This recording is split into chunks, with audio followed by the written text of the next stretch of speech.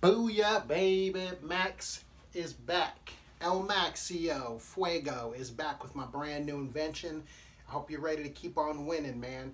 Because if you are doing well, like you should be, if you've been following my advice, then I've got some good pickups for you. If you're not doing well, I'll try to help you too. Don't worry about it. All right. So I got your quarterbacks, running backs, wide receivers, and tight ends. These here are guys I really like underneath the numbers. And we're just going to go over some of these guys. The green lines are trade targets, and I'll go over those with you too. So if you're ready to party, hit that like button, baby, because scared money doesn't make money. You feel me? All right. Now, let's get started first with some quarterback talk, all right? Because it really depends on what you need, what the top waiver wire pick is. If you just want the top, like in a vacuum, meaning if I can't look at your team, I'm just gonna go with these guys under the numbers. And just keep in mind, I'm not the typical rankings type of channel. What I like to do is come at it from a business perspective. I'm a season-long guy, and through the season long, we develop a dominant team. And so we're always looking for upside, and we're continuously looking to pay off later what we can get for cheap. So if you followed my advice, you'd have Sony Michel, you'd have Mark Ingram, but you would have had to sit on them for like 4 weeks before they came good. And then you can trade them for wide receivers and whatever you want, because people are going to be running back desperate. And so as an investor, these are the things that you'll learn. All right, so from an investment perspective, from at quarterback, Winston is looking delicious. Now, he might not be that good, but if he steps into Fitzpatrick's role and can't play as good as Fitzpatrick, then I guess the Bucs know what they got in Winston, and they won't renew his contract. And that's what this is really all about. It wasn't about Fitzpatrick, because if it was, they would have let him keep playing. So they want to find out what they've got, and I'm going to get back to that later. Another great long-term investment would be Mitch Trubisky. And I'm not just buying in on his 6 touchdowns. I was one of the few people who was in his corner before the 6 touchdown game. And so this is just reinforcing what I was telling you. The longer the season goes, the better off he's going to be. The entire system revolves around him. He's just about the only person on that team you can count on from week to week, because no matter who's getting the ball, they're getting it from Trubisky. So he's going to be good. The longer the season goes by, the better off he's going to be, I think. And so, but I wouldn't probably pick him up over Jameis Winston, just because the targets and the lack of a run game mean they're going to throw the ball. The bad defense means they're going to have to catch up a lot. They're going to have to throw a lot. So I really like Mike Evans, if you can pick him up cheap on a trade target, because he's kind of underperformed the last couple of weeks, and he had a bye week, and maybe his owner's not really feeling him as much. You might be able to pull him if you need a wide receiver. What you want to be careful of is those middle ground wide receivers. They just boom or bust, and they kill you, and they make the difference between win or losing, and you can't count on them. So you want to have elite wide receivers. Now, I'd like to make this video even longer and tell you some more stuff about how to front load your team, but I don't want to make this video too long. So now Mayfield has a lot of potential. If you're a Mayfield guy, his next 4 weeks look incredible, and maybe even 5 weeks. So he's going to be facing some very favorable defenses, and he likes to throw the ball. And also, when the offense is stagnant, Hugh Jackson likes to go to the pickup and to the hurry up, I should say. So the Browns are going to be a hurry up offense. Well, then guess what? Mayfield is going to score a lot of points. So, but I don't know if he's a season-long guy, but I think there's a lot of value here in quarterback still. So you might not want to waste a waiver wire pick, but I do think Winston's the best of the bunch. And Dalton, he's okay, but why would you want to mess with him when you can get one of these 3? Chances are at least Trubisky's available in your league. And Beathard, we just don't want nothing to do with Beathard, okay? He's just not good enough. We need quarterbacks that can score in the 30s if you're going to want to win the championship, and that's the only thing we're here for. So, now moving on to, let's go on to running back. Now, a couple of trade targets, Jordan Howard and Kamara. Now, Jordan Howard's had a bad couple of weeks, and this is a great time to pull him. He's already passed his bye week. So if you need a running back, he's a good target because he's underperformed lately, and you might be able to pick him up. It's very hard to pick up a running back when they're coming off a very good performance. So this is when you bite. This is when you strike. When the and the other person you might want to target is Kamara. I'm not really worried about Kamara, his value going down. if you look at the numbers, you'll see that Kamara and Ingram both produced together. And the reason isn't that it was a fluke, it's because Sean Payton runs the offense through the running backs. He needs both backs. This is not a fluke. This is going to continue. Mark Ingram is a running back 1 or 2, and Kamara is going to be just as good as he was before. Last game he would have had a couple of touchdowns, but he didn't put the ball in the end zone. He had the goal line look several times and he didn't get it in. So that's on him, not on the play calling. So you got to keep that in mind. I love Kamara as a target. You're not going to get him cheap, but if you can trade someone good, maybe a package deal and get yourself Kamara off a panicking owner who thinks Mark Ingram is now about to take over, it could be a good opportunity to strike, and I wouldn't hesitate, really. I think Kamara is great, and he's not going to get worse. So let's go into some of these middle ground numbers. Now, D'Onta Foreman, he's going to be in a favorable situation as far as the work, and the people ahead of him aren't that good, but the team wants to pass the ball. He's not a great pass catching back, and the worst part of all is they have a bad offensive line. So I don't really see him doing a whole lot, even if he gets the starting work. But if you need running backs, he could be good. There's potential upside. Like, I could be wrong on Foreman. He could be a total stud. He could be like a Jordan Howard type and just, plow through people. But I don't think they want to really run the ball that much. And it looks like they want to throw quite a bit. So we're going to wait for that Texans defense to come around, and I think that's what they're doing in Houston as well. So I don't really like Foreman that much.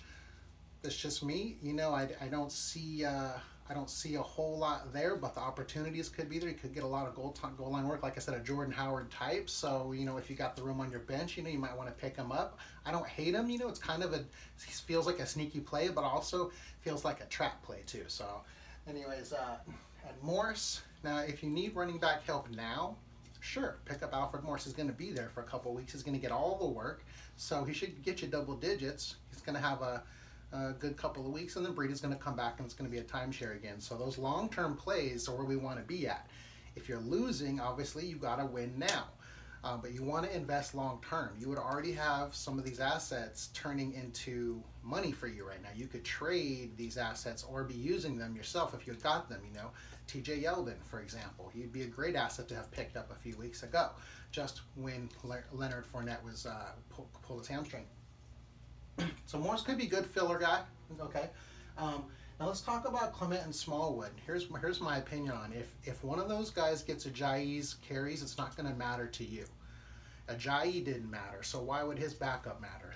The players don't get better when you go to the backups; they get worse. So I don't want either one of these guys. I really don't. You might think it's a starting running back, but it's really just a starting timeshare of 2 average running backs and on a team that really just wants to throw the ball anyway, and there's rumors they might pick up another running back, and I just don't want anything to do with the running back in Philadelphia. It's never been exciting, well, since McCoy left, right? Now, Nyheim Hines. He's in an interesting situation when you think about the play calling, the negative game script that's going to be going on in Indy. They have a bad defense and a poor running game, and he's a pass-catching running back with Andrew Luck throwing passes all over. But he didn't do it last week, and if he didn't do it last week with about 20 touches, he's not going to do it. So I'm not high on Hines. All right, I'm low on Hines. So we're putting Hines down. Mike Davis in Seattle, you all kind of know what's going on over there as far as nobody knows what's going on. So it's just a mess. You probably don't want anything to do with it. You always got Penny lurking. If he figures out how to play, then he could easily take the job from whoever has it. And so I don't want anything to do with him. Now, Derrick Henry is cuttable. Yeah, you can drop him. I mean, if you're in a deep league, like 16 or 18 team league, you probably don't want to cut him. But if you're in a 10 or 12, I think it's okay. He didn't do it last week against a favorable offense or favorable defense, and so I'm just kind of over it. I expected him to blow up and when he got his opportunity at the beginning of the year, but now no one's really expecting much out of him. I think you can cut him or combine him in a trade with someone who is good. You're not going to be able to make him the key part of your trade, but you can throw him into another trade and maybe get him off your team. So Henry's out, and then I just wanted to talk about Cohen a little bit. I think he's a guy you should pick up. He's going to be very volatile, but he's going to be a big boom guy when he gets the passes, and when the game script is favorable to him, he could totally win your league for you. So I think he's worth a stash, and we have to see how much they're going to do that, because even when they were up huge last 2 weeks ago before their bye, the Bears kept going to Tariq. So it's very interesting how they didn't turn it over to Howard and close out the game. They kept the foot on the gas. So, I like Cohen in the future, or at least I like his prospect. We'll see how he accrues. But put him on your bench and and see what happens over the next few weeks. And if he plays out good, you got yourself a stud. If he doesn't, well, you know, you just cut him. All right. So now we're going to get into some of the picks. Now keep in mind, the further we go along the season, the less valuable the stars are going to be able to find on the waiver wire are. That's why you want to be very flexible in the beginning of the season so you can pick up all the gems. Now the word has gotten out on most players and the opportunities become slimmer. So, same thing. I'm going to give you a couple people that might surprise you, okay? That's what I do here. The first one is Ronald Jones. And here's the thing, he's not bad. He's just a new player. And you have to give these players time to get better as they're a work in progress. The thing that's bad for sure is the offensive line in Tampa Bay. So that's what's scary. But if they dial that in, and especially Winston can change the dynamics of the offense with his running. Running quarterbacks tend to help running backs. Let's just cancel Barber out for a minute and pretend that he's in the doghouse, which it looks like he is. Ronald Jones is going to have a lot of opportunity. They put in Winston just to see what he had. Even though Fitzpatrick was leading the league in yards, he had one bad half, and they took him out. Why? Not for football reasons, because they wanted to see what Winston had for the rest of this year so they can make a business decision at the end of the year. And that's the same thing they're going to do with Ronald Jones.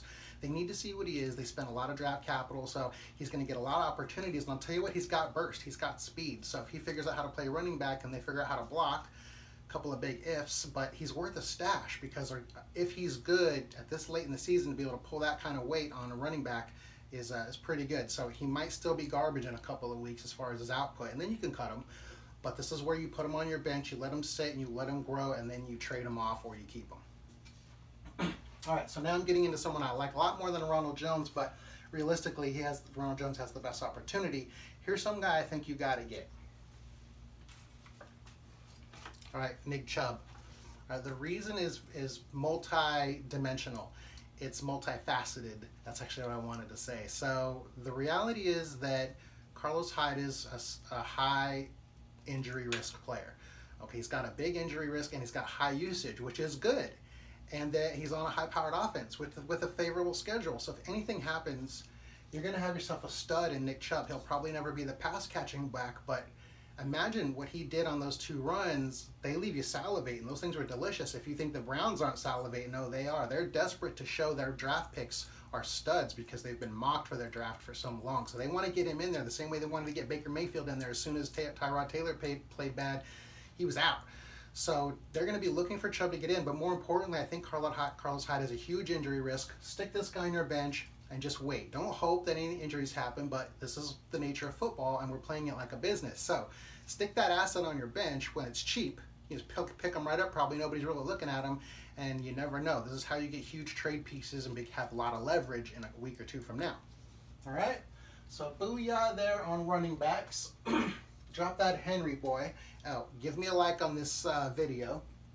And let's get into Mike Evans. Now, it's the same thing as we were talking about with Winston. Just because Fitzpatrick is gone doesn't mean they're not going to need to throw the ball. He's the #1 wide receiver on the team. Chris Godwin is nice. Deshaun Jackson is nice, but they're not Mike Evans. So, yeah, Mike Evans is a great trade target right now because he just had a bye week, so he's not ranking very high and everything. And he didn't produce very well in his last game.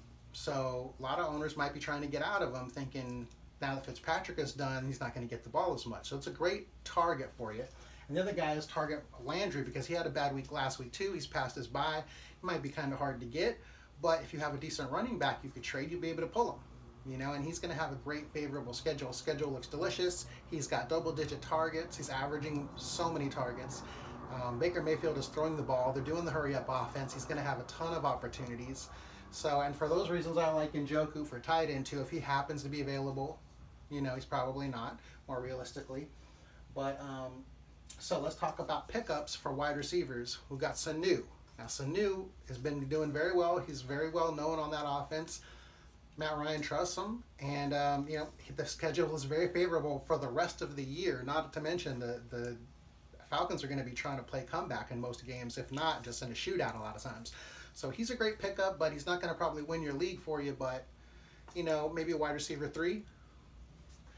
And now Mike Williams is great as a stash. I don't think you can play him, but if anything happens to Keenan Allen, you got yourself a wide receiver 1. It's the same thing with Nick Chubb. You've got to see in advance. Some of these players are known for getting injured, and there's a specific player behind them that if they got hurt, they're going to be lottery tickets, and that's why we spend a stash spot on them. Okay, so Mike Williams. Now Callaway, I still like Callaway just because the schedule, the offense, even though he's been dropping the opportunities that he had, they're going to give him more shots. You know, he's a developing player. So as the season goes along, a lot of these players, especially the young ones, are going to get more leash by the coach, more opportunities as they pick it up, and their numbers are going to get better and better.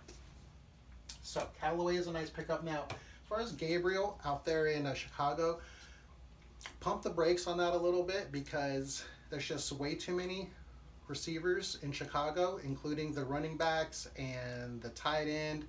And, you know, they also got, I forget his name, I think his name is Mike Miller, or anyways, Miller. He's hurt. So, you know, there's just too many mouths to feed, and Trubisky's really not that accurate, so I really wouldn't be counting on Gabriel's numbers to get better. You know, I think he had his big week, and that's about it, and I wouldn't be chasing that anymore. And so those are my wide receivers. Now, and then your number 1 pickup is really probably Brate. You know, if you need a tight end, and a lot of teams do, just go ahead and get Brate. He's a top 5 tight end as long as O.J. Howard is out. So that's a great position to have. You might want to even just pick him up and try to trade him to someone who needs a tight end if you have a nice waiver spot. So that be it, man. That's what we got for you today. I got a sore leg. I'm still standing up here and doing this. So make sure you like that baby for me. And, you know, man, dominate your league, man. Pick up one of these gems.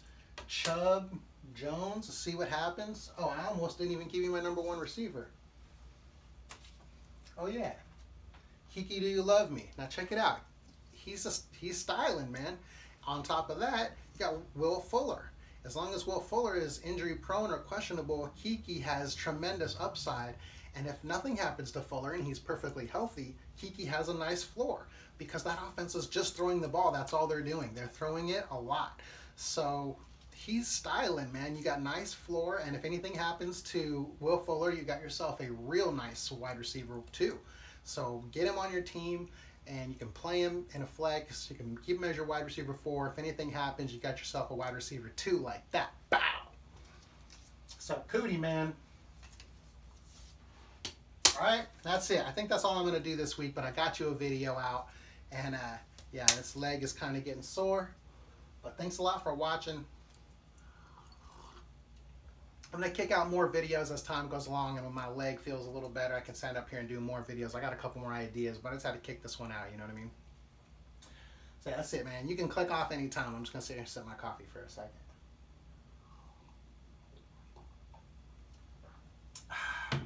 You know what I'm going to do? I'm going to cross off that boy there so we don't get him, because we don't want none of him. We don't want none of Hines. We don't want none of Mike Davis or Henry. We don't want none of Gabriel. You know what I mean, homies? Wow. All right. I'll see you on the next one. Peace to my niece.